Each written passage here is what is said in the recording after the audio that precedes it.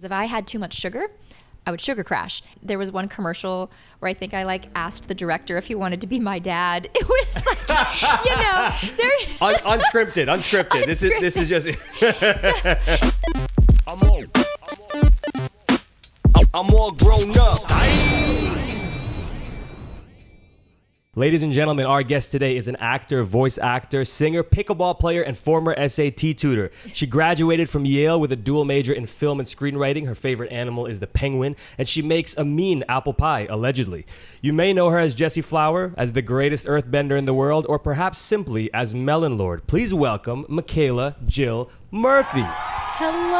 Wow, what an intro. That was great. I need to bring you around with me to introduce me. I'm down. I'm down for that con life. Fun little details in there. The penguin, the apple pie. I like it. This is go. Nice. Speaking of con life, so we'll just tell the people we met in person for the first time at SDCC. We did. How was that experience for you? I know at that point you're kind of seasoned into the con life, but this was very center of attention. Yeah, no, I might be seasoned, but I was definitely not prepared for how much energy that took out of me. I've never done all 4 days at San Diego Comic-Con. I've done half a day, 1 day, maybe a day and a half, but I've never done all 4 days. And this 4 days was crazy because they were celebrating the 20th anniversary of Avatar: The Last Airbender. Right. And so Thursday and Friday was much more press involved, much more just business heavy, I guess, because the Nickelodeon people were there, and then there was lots of just interviews happening, and there was just a lot of different kind of output. I'm used to talking to normal people. I don't want to say it that way, but chilling at my table. If I'm talking to fans of the show,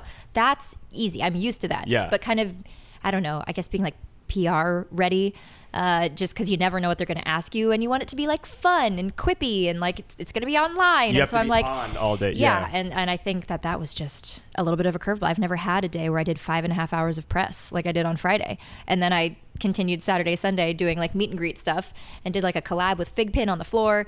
It was just crazy. Did you feel like you needed time to decompress in between, pop back to the hotel type of thing? Yeah, there was no time though. Right. There was. I had maybe 10-minute increments where I would sit in my hotel. Yeah. For twice a day, and it was okay, you got 10 minutes, and then you got to go back and keep going, which is crazy. I just can't imagine what it would be like if I was.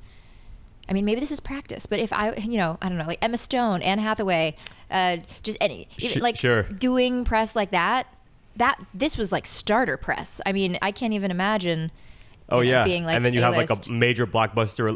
If you're in the MCU and you have a major blockbuster coming out, I'm sure your press days are 8 hours. Totally. It's crazy. Yeah, those are the things I dream of, but you do think about I wonder when it comes. Does it feel as sweet as you dreamt of it, or does it get damn? It's work. I mean, it's fun work. I definitely prefer the work I'm doing over something else. Yeah. But it's definitely effort, and I think it's really hard to explain that because you're oh, you get to do interviews all day. That's so great and so fun for you. But there's a lot of pressure involved in that. Totally. Especially if you're the face of an MCU movie or something, and you're kind of the face of a franchise. That adds definitely some more pressure. Well, I know that part of it is I've heard you say that sometimes if you get asked the same questions a million times in a row, you feel pressure to not be a broken record or to say something cool. So I will try my best to ask you things that you've never spoken about. Oh boy. Okay. Do you have a favorite con, by the way? People have asked me over the every year or so. They're just kind of hey, what was your favorite one this year? And unfortunately, a lot of them do blur together because I'm inside of a convention center for all of them. Yeah. So I the cities that I see outside don't necessarily correlate to just me being inside of a big building. Yeah, facts. And so they all they blur together a little bit. MegaCon was really cool because Universal and Disney were right there, and so they were there was Universal night for the con. That's in Orlando then, right? Yeah. And it was just super fun. There was a Planet Comic-Con in Kansas City that was just a good vibe. It was a good weekend, lots of just cool talent that I met in the green room, and we took pictures together. That was the weekend that I met Corbin Bleu. Oh yeah. And his wife Sasha, and they're so sweet. But I was behind them in line for food, and I was hey, I'm a big fan of What's up? School. You guys are great. And they're we're big fans of you. We love Avatar. And I was really? And it was just really cute. So that was a highlight of that weekend. And there was a couple other fun interactions like that. So yeah, MegaCon, Planet Comic-Con. I mean, San Diego, of course, was it was exhausting, but oh my gosh, so much fun. That's one of the things that I really dig about you, by the way, is the fact that, because I heard your anecdote about when you saw Jim Cummings and you were like, oh, I got to cop a Winnie the Pooh tee and get it signed. Yeah. And that's... Obviously. Well, see, that's what's... Because sometimes people are too cool for shit like that, right? People are like, oh, I don't want to... And I'm like, bro, if you're a fan, like, that's just part of being real. We're all fans of things. And so, like, if you love Jim Cummings, then you totally should do that. And I'm glad that you did. Well, also, you can kind of fan your way into, like, your dream job a little bit. Like, 100. I think Scarlett Johansson talked about that with Jurassic Park, which I'm also a huge fan of. By the way, to anyone listening, keep it in mind. Love Jurassic Park. Anyway, but she was like, I was like a big fan of this franchise. Yeah. And I think I kind of cajoled myself like into this because I kept being like, hey, I really love these movies. Maybe one day. And then, here we are. Absolutely. So I think there's, some fine lines in there. We don't want to be atrocious about it. But like, if you are a fan of something and you vibe with something, clearly that's a pull towards something you resonate with. And maybe you would be good being a part of as well. So be a fan. That's sort of Ryan Condal's trajectory to being the showrunner for House of the Dragon. There you go. We're kind of getting into spooky season. You have struck me as an individual that is a fellow Halloween enthusiast. Is that correct? Yes. I wouldn't say I'm the biggest. Some people are really impressive. They've got like, a costume every day. Yeah. They're doing TikToks. They're doing a whole transfer. Very impressive. But I do love having like 3 to 4 costumes.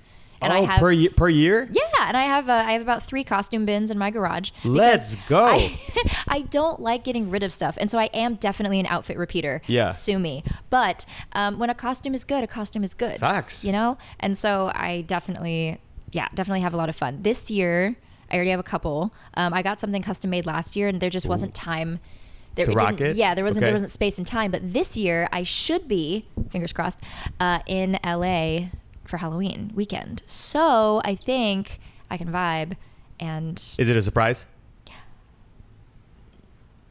I guess not. I want to find friends to do it with me because I'm prepared. But I finally got like a Sailor Moon. Well, technically Sailor Jupiter, but Sailor Jupiter. A group costume. You're in good company here. I don't know if you've noticed the poster up there. I did notice. So yeah, I've just always wanted to. That was like the first anime I was ever exposed to. I got like these tiny little like comic books from a yard sale when I was like 5 or 6, and I would just pour over them. I was obsessed with them. And so it's just like this like early memory, and I was like, I've kind of got the reddish hair. I could totally be Sailor Jupiter with the green and the pink. Easily. And I love Wicked. It's all like ties together. Anyway, so I was like, okay, I want to get this like actually made. So I had somebody make it for me last year, and I just didn't have a chance to wear it. But I want to find some fellow friends to also do Sailor Moon with me and be the other little, cadets. That's not the right word, but that would be Scouts. There we go. Such a dope group costume. Yeah. So we'll see what happens. And then at the little like Bloom, the little blue fairy. Yeah. From Winx. Yeah. So I've got her in my closet as well. Oh man. I haven't okay. So no, you're serious when you said multiple costumes. Yeah. I mean, wifey and I are pretty. That's one of the things we bonded over early is love for Halloween. Oh yeah, it's fun. Do you recall, as a kid, like especially when you moved out to LA, what are early Halloween memories for you? Trick or treating, costumes. Like what were your favorites? So Burbank, California it still is, but it was a phenomenal place to live. I never lived there, but yes. Just because the studios were there, and this was 2000. Was it 2000? 2001, 2000. It was like 2001-ish, 2000 to like 2006, somewhere in there. And that was as long as I lived there. And it was such a, pre-social media, pre-iPhone. I still was using like CD-ROM computer games and floppy disks, and it was a different time. Yeah. But Halloween went crazy because you had production designers and producers and people all living in Burbank right there. You're singing and so my the song. houses went crazy, and so Toluca Lake, you would go to Toluca Lake and walk around all the streets, and this still happens, but it's now way crazier. It was a little more chill back then, and the houses were just insane. Every single house participated back then. Now a lot of them do, but not every single one. Every single freaking house lining the streets. And Toluca Lake is where you went to go get the full-sized candy bars, because that's where all the fancy rich people were. Big facts. And so you would walk around, get the big full candy bars. But in Burbank, other areas, usually around parks, there would be little just pop-ups, little games. And like all of the lights were on in Burbank. Any street you went down, it was like everyone was participating in Halloween. Yeah. It was very safe. It was very fun. I think I was a witch. I was a cowgirl. Classics. I was a monkey. Like there was. Was that the same monkey from your Burger King commercial? Yes, it was. Where you were doing the most. You know. Yeah. You've done your research. Yes, it was the same monkey as that. So yeah, that was. It was just like a positive memory of like I don't know, social media. Like nobody was like filming anything. Like I bet if I would have recorded that, oh my gosh, it would have been golden footage. But nobody was doing that. You just being present. We were just vibing for the love of the game. And now, I mean, it's unfortunate because I just think life has shifted a little bit. All of a sudden, we had to start worrying about safety, and stuff started getting put in candy or in wrappers that was already tampered. Stuff like started to get a little weird somewhere around like 20. I don't know, maybe 16-ish, 17-ish, and it started being a little less safe. And so I feel like since then, it's kind of been this shift of more like maybe you just keep it only on your block or only you do it within your apartment or only whatever, which is valid. But I'm like, oh man, there was a time. That answer makes me so happy because when I'm from New York, when I first came out to LA, one of my friends who grew up here, he was the one that put us up on Toluca Lake. He was like, yo, your vibe is there. You got to go. And we went, after the first time we went there, every Halloween, if we're in LA, like we are at Toluca Lake. It's fire. And I agree with you. Over the years, you have seen it go from like every single person participating and like that. And then it's slightly, diminished, but it's still a vibrant. It's still very cool. There was a couple years in high school where I would go to, a friend of mine lived in Mulholland Estates. And nice. It was... Yeah, talk about bougie. The decorations didn't go as hard as Toluca Lake, but like the houses went harder. So it was cool to just look at this massive home and then be like, I get to walk up to this and knock on the door. Okay. And it's funny because Paris Hilton lived like kind of across the street from my friend, or I guess one of her houses. And for Halloween, what she does is she opens her gate and allows people to come in and look at her pink Bentley. Wow. That's her treat to you. That is a treat. Which that is honestly, a treat. Dope. Yeah. It was great. I absolutely went in and looked at that Bentley. Yeah, who wouldn't? I know some of your spooky season movies are Insidious and Sinister. Did you get a chance to check out the Insidious house at Horror Nights last year? I'm trying to remember if I did Horror Nights last year. I think I did. But I might be getting it confused with the year before because I wasn't here, I don't think. Okay. So I don't know if I ended up doing it last year. Are you going this year? Yes. Let's go. Yes, we already put it in the schedule. It's already planned because, we were like, okay, we need to make it happen this year. But I don't think I made it last year. It was really good. I know. The Insidious house in particular. That is what people were saying. Yeah. And so I think that's why I'm like thinking I didn't go because I remember hearing about it. Do you do all the mazes? Do you do Knott's? Do you do Six Flags? It just depends. I've done Knott's Scary Farm a bunch of times. I think Halloween Horror Nights is definitely production-wise the biggest one. But I will say the mazes have gotten a little repetitive. It's just going to say it's kind of true. It's not as nuanced as it used to be. And so the nice thing about like Knott's Scary Farm, first of all, Ghost Rider is one of my favorite coasters in the entire world. So that really helps. Good. But more like not suburban, but just like a cozy, I guess, nature of like Knott's Berry Farm as opposed to Universal. It makes it feel a little more homegrown, which can make it feel almost a little spookier, which is kind of nice. Because like when you go to Horror Nights, you're walking into a production. Yes. Like you can very much, it's spooky, but it is a production. Knott's Scary Farm is like, I don't really know what part of the park I'm in right now. There's not like a ton of music and lights. Totally. And then there's a random person that comes out of nowhere. And so you're like, oh, I was not ready for this because there's no production like around me. Yeah. Anyway, so yeah. I agree with that sentiment. I also, I usually enjoy the way that they have a theme for Knott's every year. Yes. They like stick to I remember one year in particular was like the Curse of the Emerald Witch or something. And I could definitely talk about Halloween all day, so I'll shift gears. Before we move on, I know that a question that you have said you wish you were asked more is where did you get your outfit? So please tell us. Wow, that's so funny. Thank you for asking that question. This particular outfit, Manchester, England. I went thrifting in Manchester last October. I was in London for MCM London for a con, brought my mama, and then I went up to Manchester to visit my basically stepsister. Basically stepsister. And while I was up there, I was like, I'm going to go thrifting because I've heard that there's some great thrifting and great like vinyls and stuff like that in Manchester. And I walked in to a couple different places.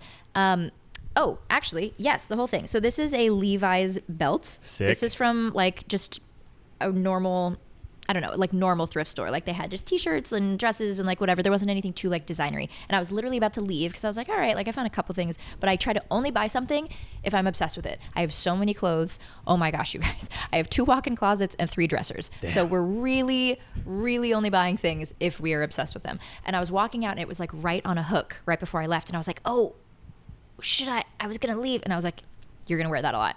You're going to wear that all the time. So I bought it. And then there was like a tiny little, I'm bad because I don't have the names for you right now. And this is atrocious of me. But there's a little more designer focused secondhand store. It was like had 2 racks. It was very small. If you just look up like designer thrift in Manchester, there's like 3 places that have like kind of very small curated collections. And you walk in and you're like, I don't know if I'm going to find anything here because it's literally 1 rack of women's and like 1 rack of men's.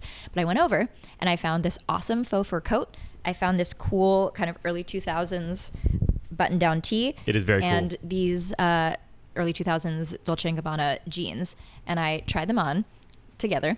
And this is actually the first time I've worn them together since I purchased them. We've been blessed. Which is crazy. And I was like, heck yeah, I'll wear these. I'll wear these a lot. I've worn the jeans a ton. I feel like the top, I don't know. I've been like toying with being feminine versus being more masculine versus being just like playing with those lines. And I feel like I've been trying to, I don't know, practice being more feminine. I feel like I grew up very tomboyish and I'm very used to doing like a t-shirt and jean shorts kind of thing, like especially during like summer camp and especially during travel. It was like just put on jeans and a sweatshirt. And I don't know, I've just been admiring women who like work hard but also look graceful and feminine at the same time. And so I've been playing with that a little bit more. And today I was like, I want to wear a t-shirt. I want to wear a button down. And then I was like, let's do the outfit. And so we did the outfit. So yeah, it's from Manchester, England. Thank you for asking. Well, I'm glad you nailed it. So you mentioned your mom just now, which brings me to another question I wanted to ask. You know, you and your mom moved out here when you were pretty young. Yes. At that point in time, and so that was when you saw your friend in a commercial and you thought to yourself, like, that was pretty fun. I want to get into that.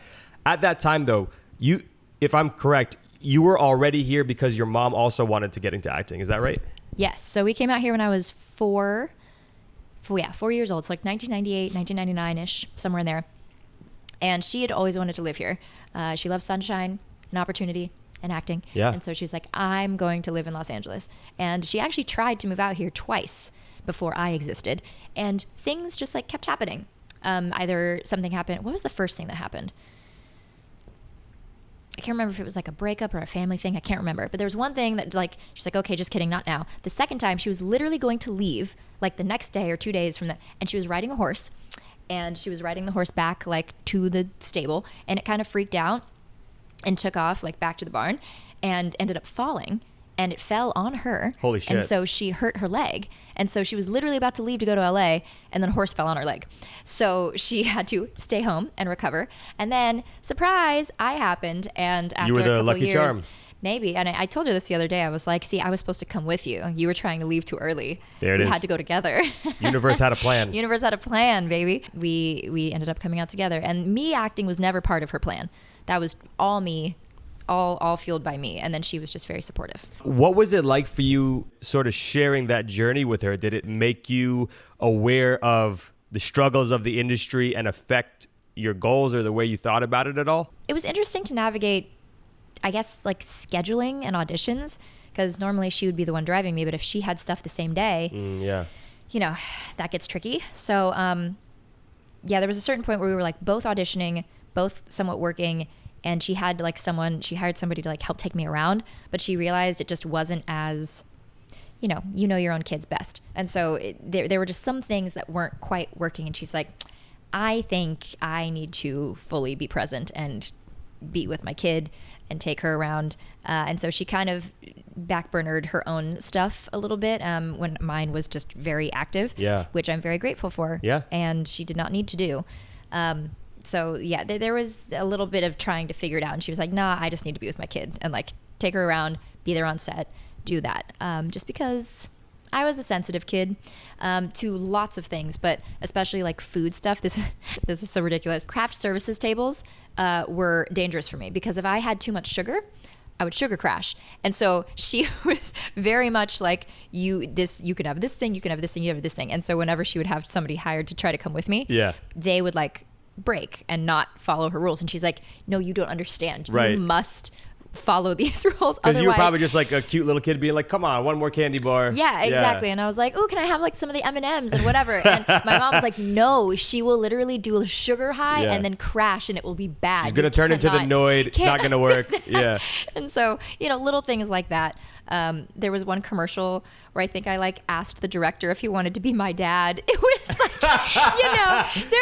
unscripted. This is just. So I was an interesting kid. So I think she was like, I need to keep an eye on this girl, which I'm very grateful that she did. Because I have mostly positive experiences of basically every audition, callback job. There were a couple of anxiety-inducing moments that were just me being sensitive as a kid. But like, no one was ever rude, inappropriate, mean, whatever. That's awesome. So grateful for that. I'm certain that your mom's presence definitely had a big part to play in that. Absolutely. So, and her being a positive, healthy presence, because we ran into plenty of stage moms that were not as healthy or present. I bet. It's interesting. Yeah. Hollywoods can be weird. They're not wrong about that. Believe me, I've heard. Believe me, I've heard.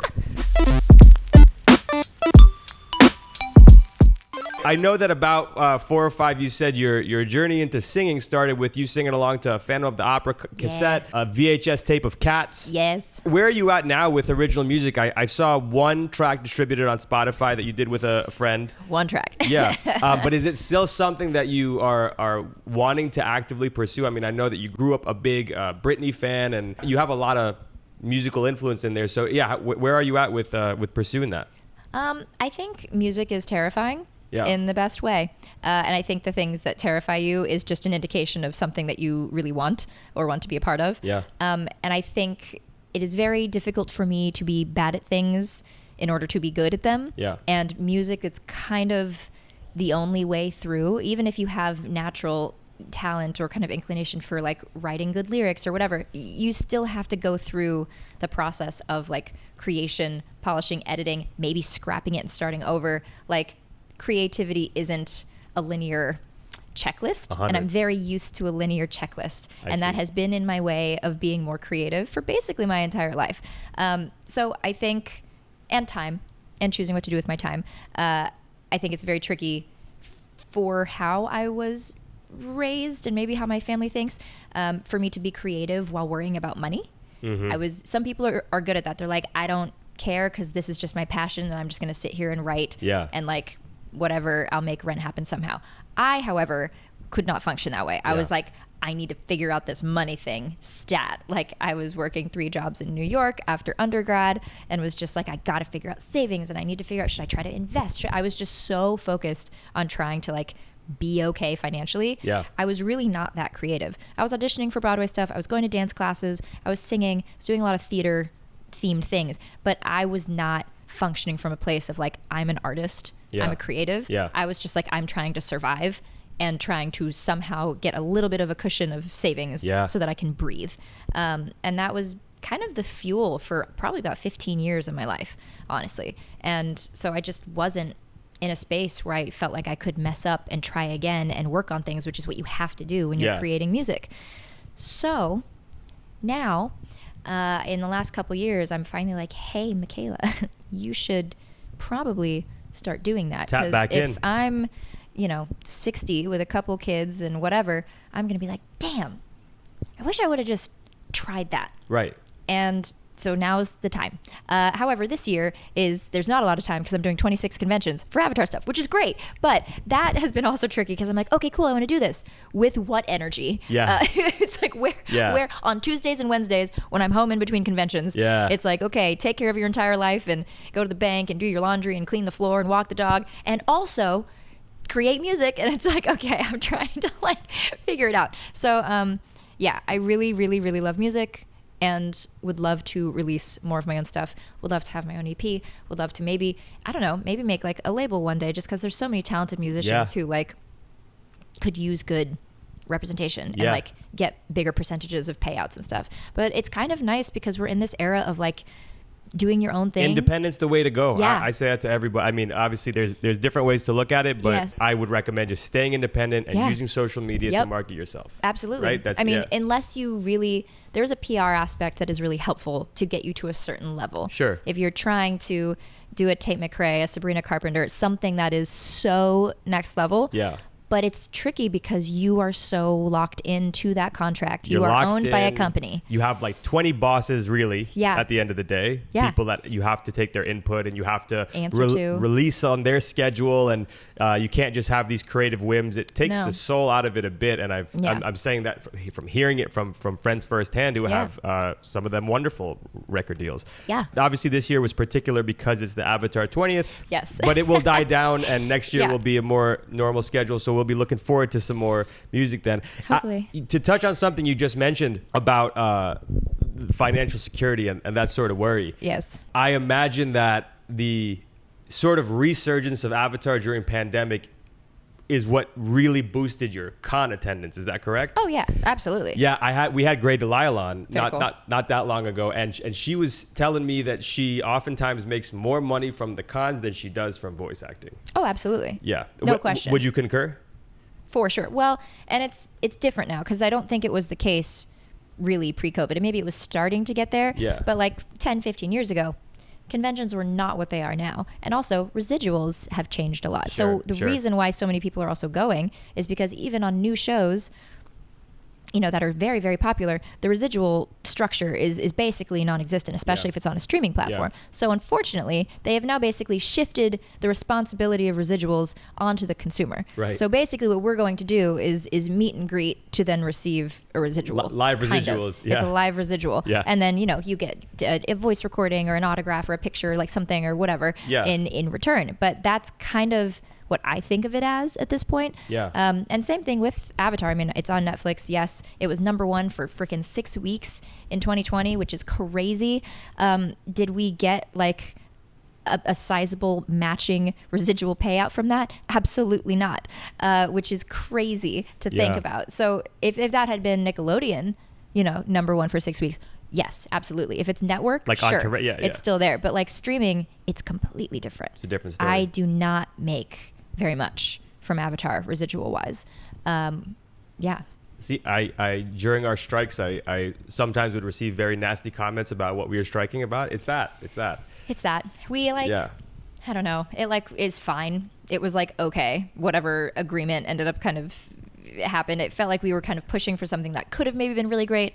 And then it ended up just being like, fine. Yeah. It wasn't like terrible, but it wasn't really that helpful either. And so I was like, all right. Yeah. I don't know, we just did all that for, but it's okay. Totally. I know that when you were growing up, you touched upon it earlier that you didn't have cable. Were you a big PBS kid? Yeah.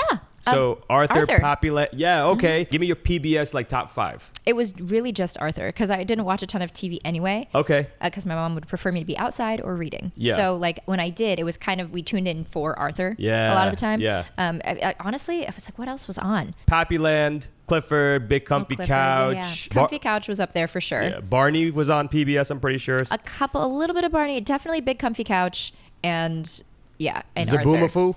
No. Damn. You know who I'm talking about? No. He's a lemur. You know the Crap Brothers? A lemur. The Crap Brother. What's happening? I don't know. My God. Why do I not know what any of these things are? I'm gonna blow your mind. I'm gonna send you a link when we're done here. Sounds good. Do you think then that Arthur, did that have any early influence on your, because I know you sort of, like voice acting wasn't the initial goal and you fell into it, but did things like that, like watching Arthur, did you ever think to yourself like, yo, I would love to be voicing one of the characters on here? No.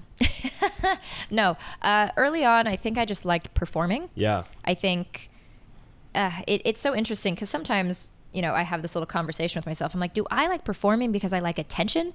Like how much, you know, if you're creative and you're on stage or you're on TV or whatever, like how much of that is ego-based versus creative based? And you know, I feel like when you talk to different actors, it can be a little bit palpable kind of what fuels different people. And I was like, where's the balance of that for me? Because whenever I'm auditioning, I get so nervous. Yeah. I'm a little better, but like first impressions for me, so much pressure.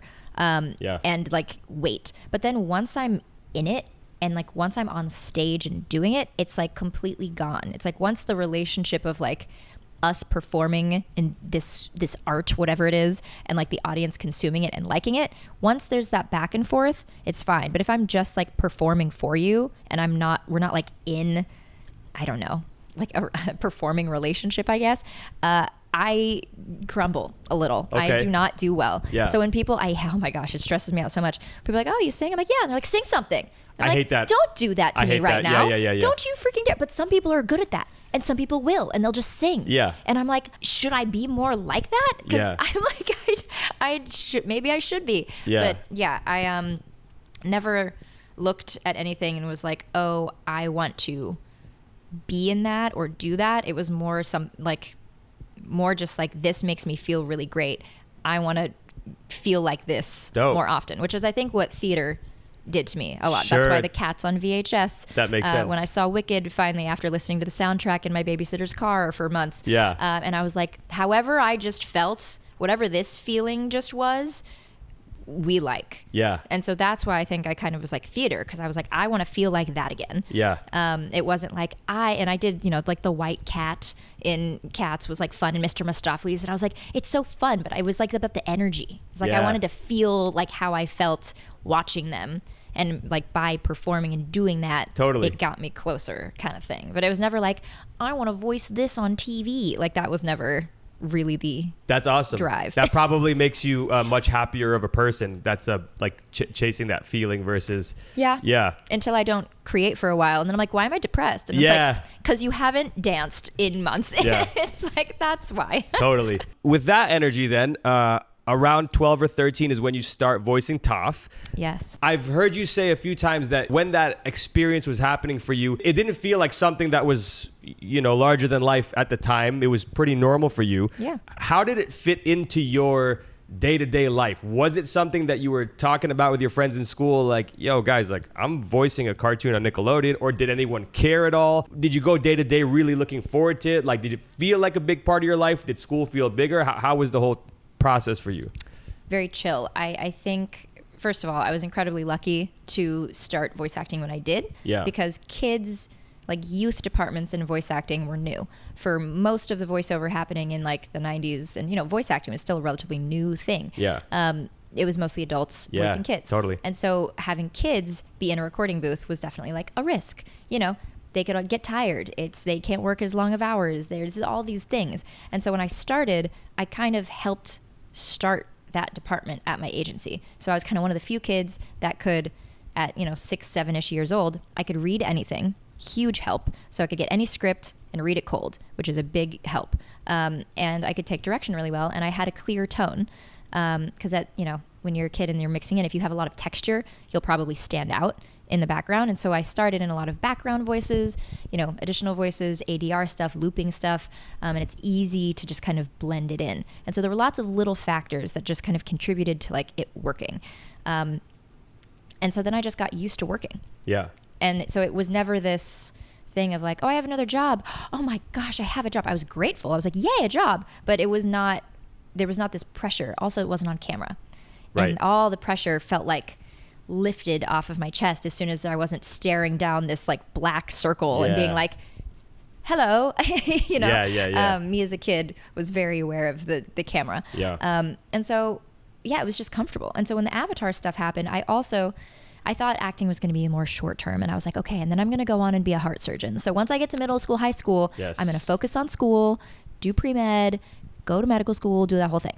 That was the plan. So when Avatar happened, I was kind of at the end of like my acting, at the time, professionally anyway. And so I was just like, oh, great. I get to be a lead in this show. Awesome. And I'm like starting this new middle school, this new high school, whatever. And so I'm just going to do this. And that's like my last thing. And I told my agent, and I was like, hey, this is probably going to be the last thing. If people have offers for me, or if they like have a direct audition request, I'm down. But like, I'm going to be doing school. When you made that decision, were there things coming through that you were still like, I'll audition for this, or I do want to be a part of this? I was just picky. I was like, so direct offers or requests for auditions for me. Yeah. Yes. But I just wasn't interested in having like a full schedule after school every day of me going and auditioning and then coming back and trying to do schoolwork. It was just like I was trying to be a heart surgeon. So I was like, I need to lock in. That desire first came from your grandfather having a quadruple bypass when you were a kid, right? Yes. And you Very had that intense. desire. And my mom. She was like, being a doctor, that's a good idea. Do that. Yeah. She was like, yeah, absolutely, pre-med, sure.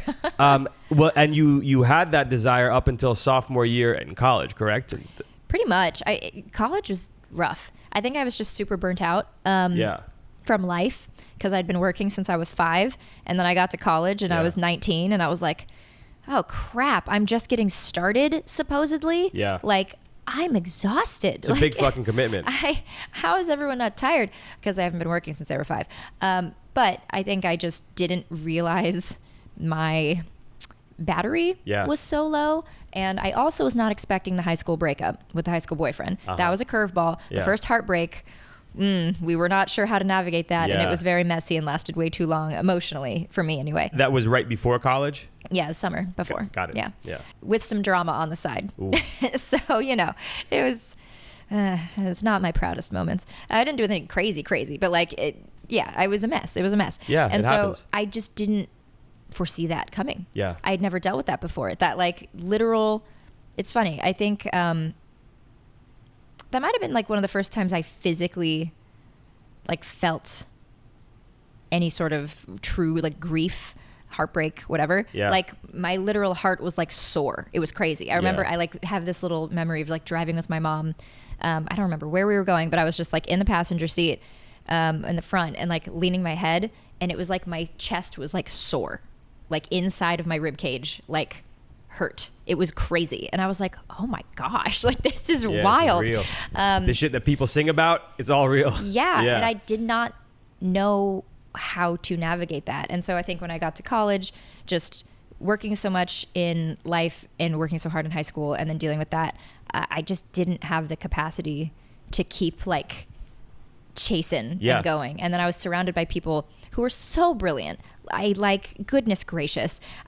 People would come back. They put a lot of the pre-med people together freshman year. Yeah. Which makes sense. Yeah. But people would come back from biology, whatever. And I didn't take any science stuff the first semester because I was like, you know what? I'm just going to chill. I can take it later. I don't need to take it this hot second. I just there's too much going on. And people were coming back being like, oh my gosh, I got a 93% on this quiz. I think I'm going to have to drop that one. I have to get do better. And I was like, you're upset about an A-? Yeah. I don't know if I'm going to survive here. Might not be my thing. Yeah. I don't think I'm going to do well.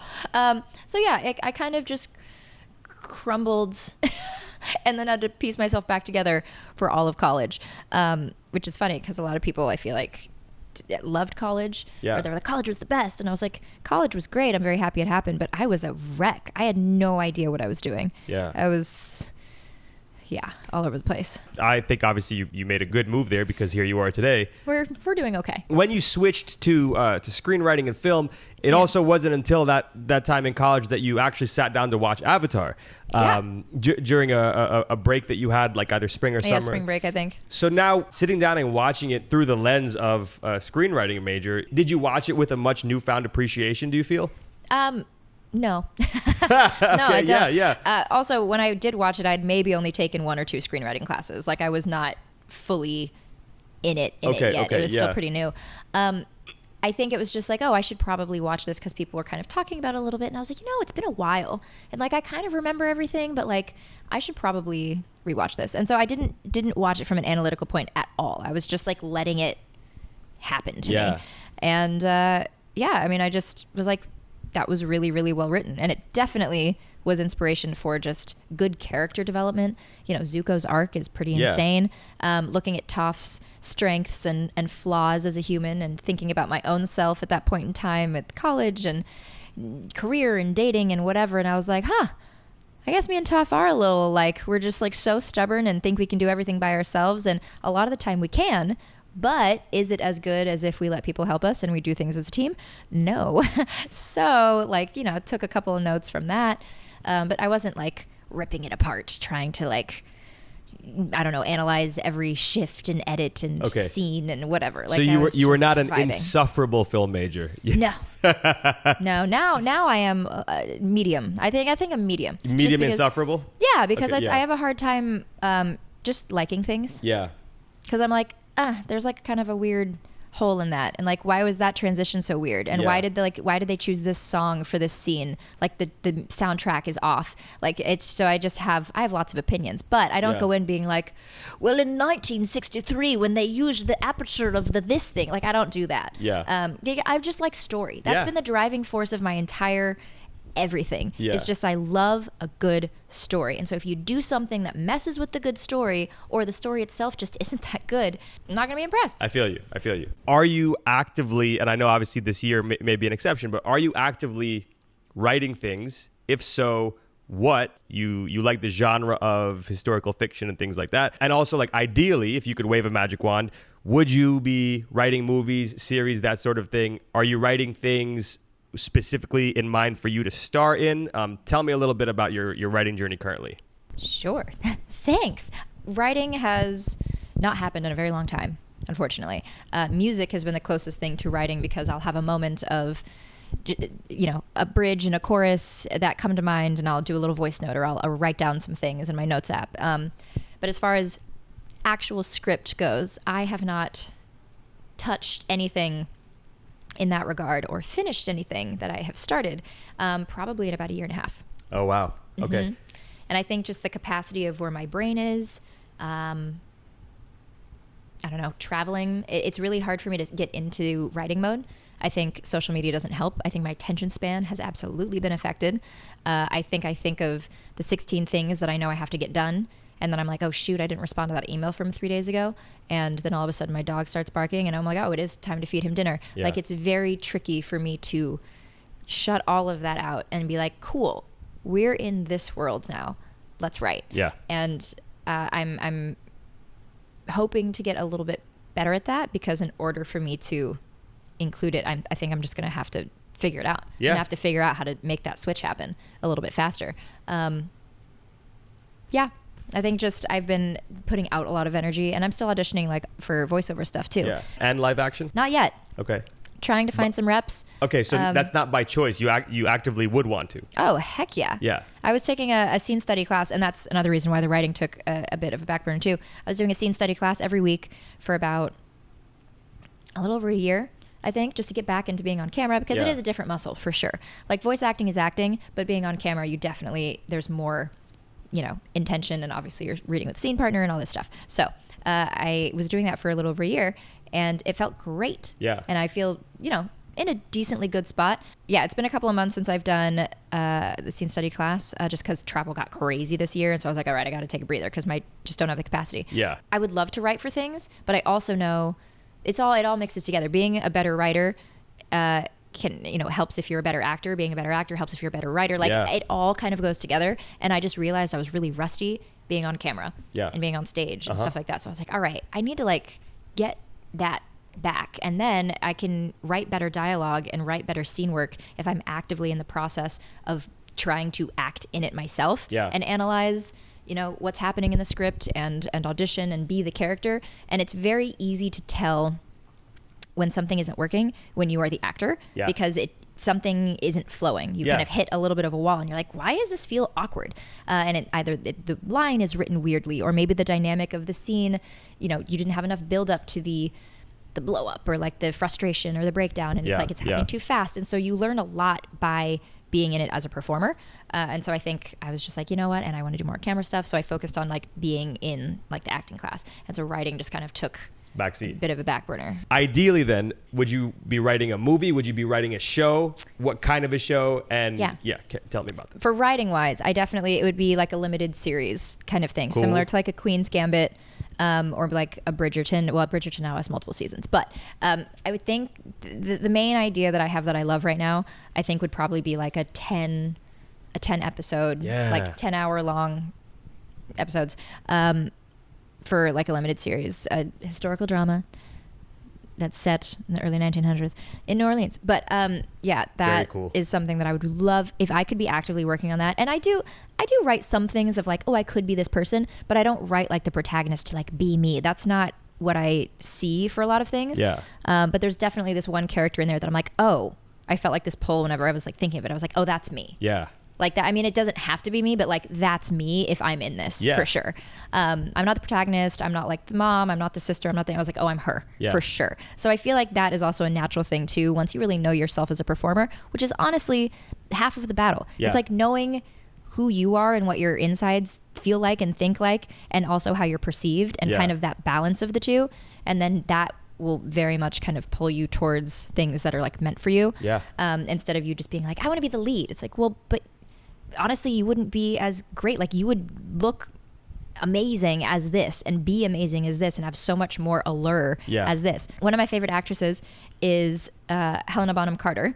And she has been like leads in a couple of things, but she is a phenomenal like supporting lead, supporting actress, whatever. Pretty much anything she does. Everything she does. She's so palpable. She sticks in your brain and you remember her. And that's powerful. Like, you know, I just keep using Harry Potter because that's such a, Bellatrix Lestrange is iconic, terrifying and iconic. But like when I think of that whole franchise, I'm not really thinking of Harry. I'm thinking of, yes, Hermione. Hermione definitely is up there as one of the leads I think about. But I think of Tonks. I think of Bellatrix. I think of Sirius Black. I think of like all these characters that were there in like little moments, but were so tangible and so palpable. And that is what, again, I'm drawn towards. Like that is cool. Kind of coming in and being like, I'm here for 5 minutes. Don't forget me. And you're like, I won't. I'll remember you forever. Are you repped as a writer? No. I'm only repped in voiceover. And you just mentioned you're looking for reps for on camera? Yeah, but it's similar with music. Like networking and just talking with writers and directors and stuff too might honestly be the way. There's so many white chicks in LA trying to act. Everybody's got 500 of them on their roster. Doesn't seem like there's a lot of room for me in any management and agency places, which I get, whatever. I'm not here to like force anyone to want to hire me. Or I guess not hire me, rep me. But that might be the way. It's just like finding people who you vibe with, who are making things. And then just kind of following that. And also, like you just mentioned, I mean, I'm a big proponent of write your own ticket.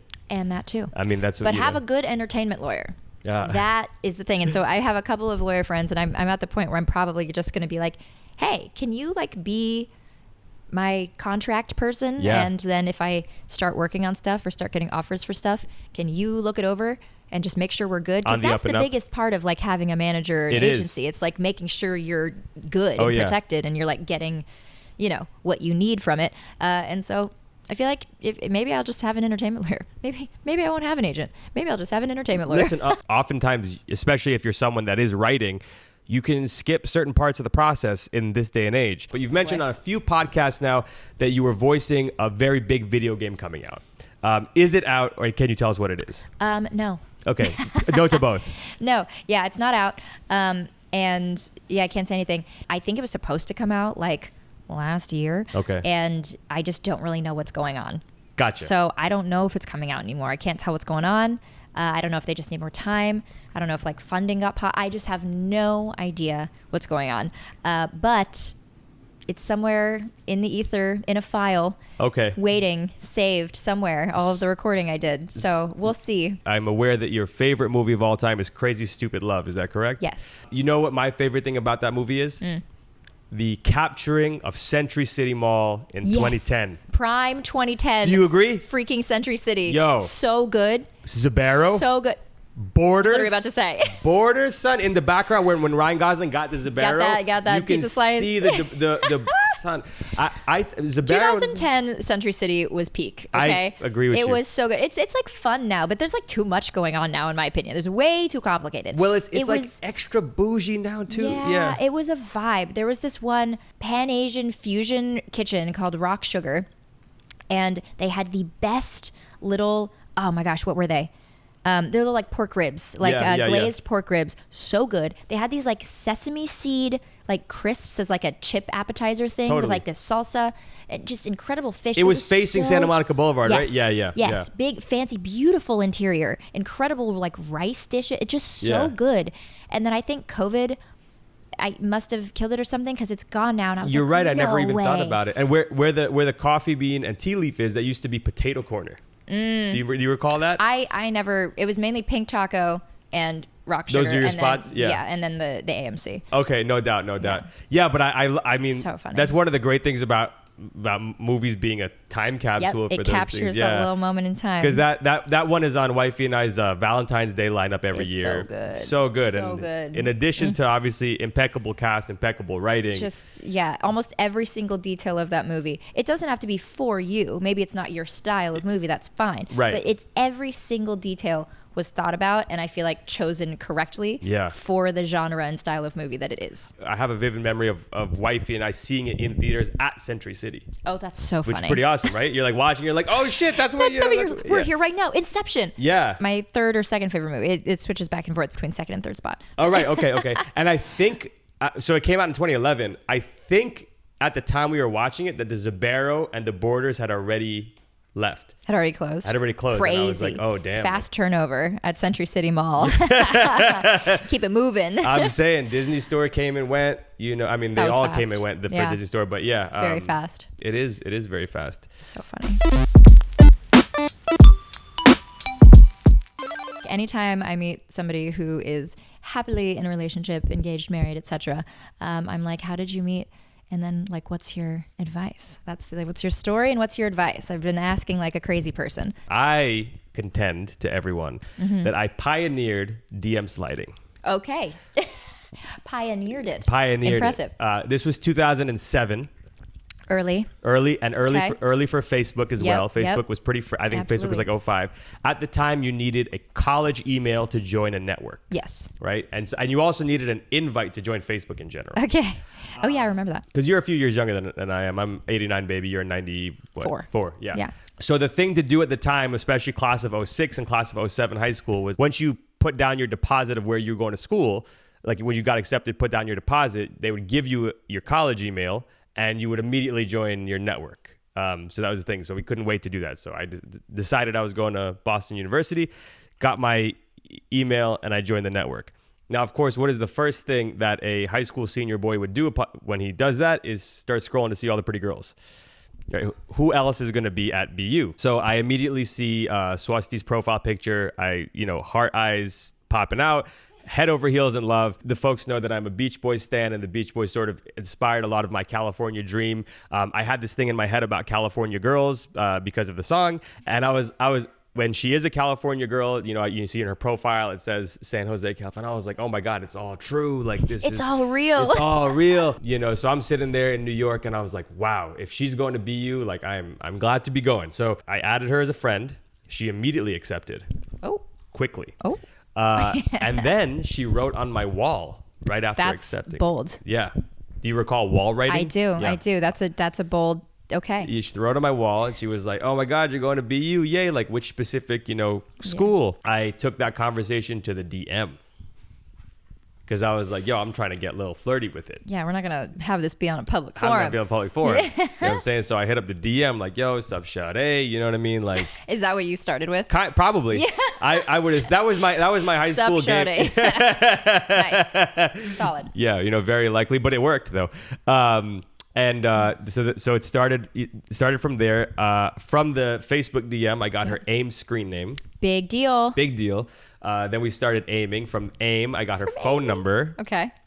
And then if in those days, by the way, oftentimes people had to pay per text. Yep. And so I got her in a lot of trouble with her parents because we were texting a lot and running up her phone bill. And then there was certain times for talking on the phone. If you did it like after 9, it was free. So both of us were running up our phone bills. Our parents were very upset. They were like, what the fuck are you guys doing? I'm busy falling in love. Busy falling in love. Yes. Busy having a millennial love story. It got to the point where before we even got to college, this is just still summer now. Yeah. We were talking every single day for hours. Wow. We hadn't even met each other, but we were just, we were vibing hardcore. Yeah. We got to school and we were obviously making plans to link up as soon as our parents left. Her dad was driving her along Commonwealth Avenue in Boston. Sees a couple of dudes on the corner. They look, to him like ruffians, hats, chains, etc. And he was like, you see that boy? That's exactly who I need you to stay away from. It actually was me. It was you? It was me. Oh my gosh, that's so funny. And it was you. And it was me. Still with the same hat, the same chain. The chain's actually only gotten bigger. At that time, it was probably a little more timid because it was what I could afford at the time. Yeah. But yeah, the chain's only gotten bigger. The hats stayed. blue Yankee fitted and Tim's is the uniform. That's I never it's a fashion statement that's never gone away. Well, I see now we have kind of the headband vibe, which I feel like this is like the modern version. Yes, yeah. Well, this is like the in the crib version. Yeah. You see what I'm saying? Yes. Because but if we were popping out, I'd probably switch to the Yankee fitted and so if you could bring back just one thing from the 90s, what would it be? The first few years of my life, which was 94 to 98, basically, was in Southern Indiana. Right. So I wasn't even getting like LA 90s. True. I was getting Midwest 90s. Yeah. So early 2000s was really, what locked in from the Los Angeles time that I was here. But maybe I used to be, I think this was in the 90s, but do you remember, oh my gosh, I think it's just called Dreamin'. Or is it Dreaming of You? I don't remember, but by Selena, that song. Yes. I'm dreaming of you tonight, that whole thing. So I was obsessed with that track. I would listen to it on CD all the time. But I feel like that era of just like music. Yeah. If we could have some of that back, there were just some things that I feel like I didn't get to fully appreciate because I was a literal child. Sure. And now I'm starting to appreciate a little bit more, but like I kind of wish that it was just more fresh. But I feel like we're kind of getting back to that. Yeah. I feel like it's kind of... There's a lot of quote unquote retro stuff. And like soul stuff that's like coming totally back and out. So I don't know that. I was going to say the Razr flip phone, but that's early 2000s. See, this is... And it came back as well. Yeah, but it's not the same. It's not the same. I want the original one. I agree. Because I always wanted that phone and I didn't get to have it. And the new one isn't the same. Bring back the originals. You will sell more. Facts. You heard it here first. Motorola. Yeah. Wifey had one when I met her. The original freaking Razr. I had an NV2. Uh-huh. Yeah. That was my like flip phone. It had like an old like LG like blue thing. And then maybe, was this in the 90s? No, because like the internet didn't really even exist. You know what? It did. But barely.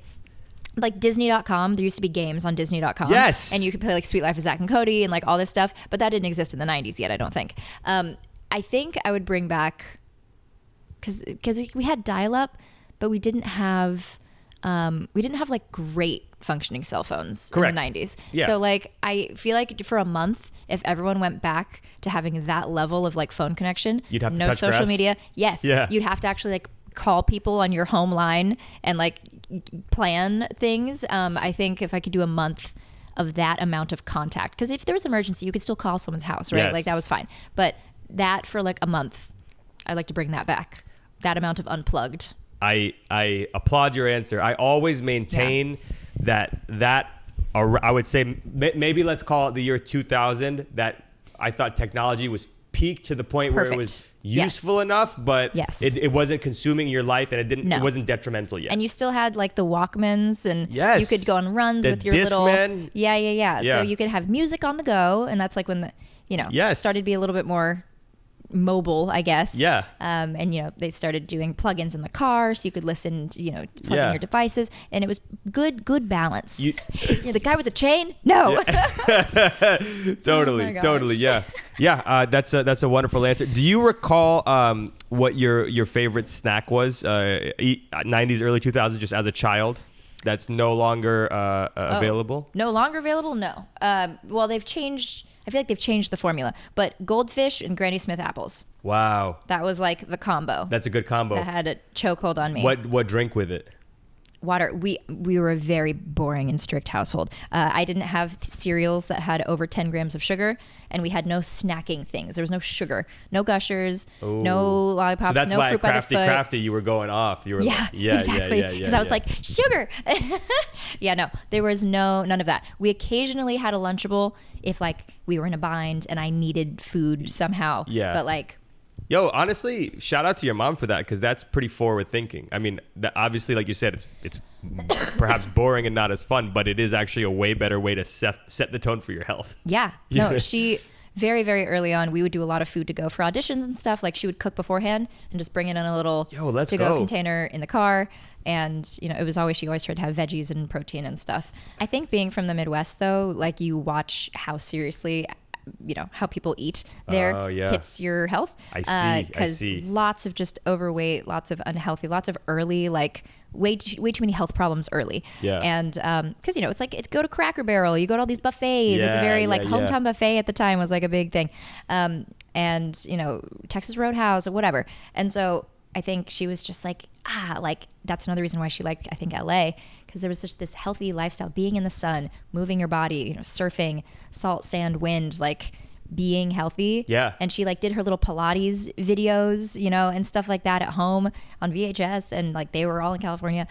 So she was just, I think, had this like, there's a different way to do life, and I want to go figure out what it is. And so we did. And ladies and gentlemen, until next time, I'm all grown up. Psych. Hey, that was cool. That was pretty what's up shout, eh? Yeah, we tried. I'm all grown up. Psych.